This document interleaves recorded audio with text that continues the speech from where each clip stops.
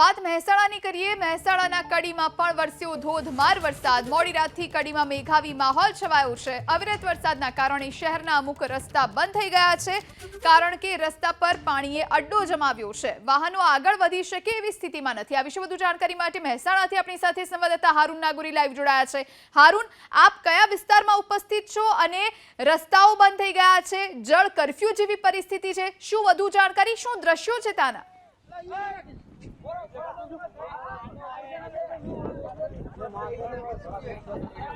જે રીતે મહેસાણામાં વરસાદનું આગમન થયું ને ત્યારબાદની આ પરિસ્થિતિ ઊભી થઈ છે। હું આપને જે દ્રશ્યો બતાવવા જઈ રહી છું તે મહેસાણાના બોચરાજી હારીજ મુખ્ય હાઈવેના છે। આ હાઈવે ઉપર લગભગ 50 થી વધુ ગામોની અવર જવર છે, તેમજ મુખ્ય હાઈવે હોવાના કારણે અનેક યાત્રિકો અહીંયાથી પસાર થાય છે। આ હાઈવે ઉપર બનેલો મુખ્ય રેલવે અંડરપાસ પાણીમાં ગરકાવ થઈ ગયો છે। આપ દ્રશ્યોમાં પણ જોઈ શકો છો કઈ રીતે પાણીની અંદર આ અંડરપાસ ગરકાવ થઈ ગયો છે, જેના કારણે લાંબી વાહનોની કતારો જોવા મળે છે। હું ફરી આ દ્રશ્યો બતાવીશ કે કઈ રીતે અહીંયા જે હાઈવેના તમામ વાહનો હાલમાં ક્યાં જવું તે એક સવાલ છે, કારણ કે જે લોકો અહીંયાથી પસાર થઈ રહ્યા છે તેમને આગળ જવું છે, પરંતુ તેમને જવા માટેનો રસ્તો નથી। કેટલાક નોકરિયાત છે અને કેટલાક સ્થાનિકો પણ છે, કારણ કે જે परिस्थिति उभी दी है। साहब कहाँ जाना है आपको?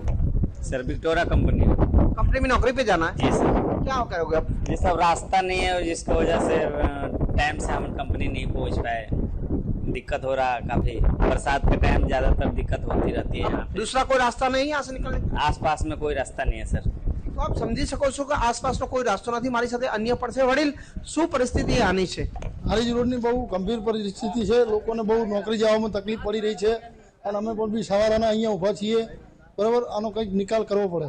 કેટલા ગામોનો રસ્તો જોડાયેલો છે? 50 થી 50 ગામો આજુબાજુનો રસ્તો છે, અવર જવર છે હારીજ રોડની। બીજો કોઈ રસ્તો નથી બેતરાઈ જવા માટે? કોઈ રસ્તો બધા ગરનાળા આવા જ ભર્યા છે। આવી રીતના જ એની પરિસ્થિતિ છે।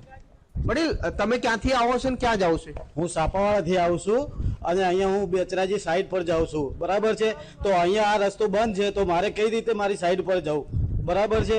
તો અહીંયાથી 50 જેટલા ગામડાઓના પબ્લિક નીકળે છે, તો પછી ક્યાંથી જાય એ પબ્લિક? અત્યારે હાલ આ રેલવેના પાપે અહીંયા બધી પબ્લિક હેરાન થઈ રહી છે, તો એના માટે કંઈક આનો નિકાલ લાવવા નમ્ર વિનંતી।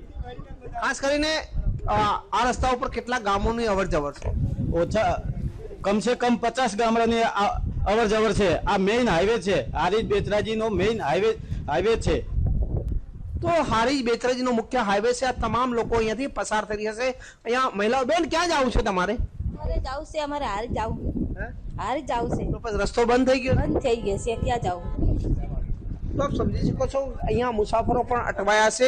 બાજુનો રસ્તો તો તે પણ ક્યાંક ને ક્યાંક તંત્રએ હાલમાં ખોદી નાખ્યો છે અને તે પણ રસ્તો બંધ કરવામાં આવ્યો છે।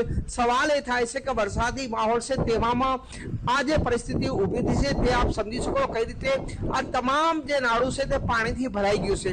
લગભગ અંદર 15 થી 20 ફૂટ પાણી છે। આ જ પરિસ્થિતિ બેચરાજીની જોડતા તમામ રસ્તાઓની છે, કારણ કે જે રીતે વરસાદ પડ્યો ત્યારબાદની આ પરિસ્થિતિ ઊભી થઈ છે, જેને લઈને અનેક ગામોના લોકો અટવાયા છે। જી આભાર હારૂન, તમામ જાણકારી આપવા માટે।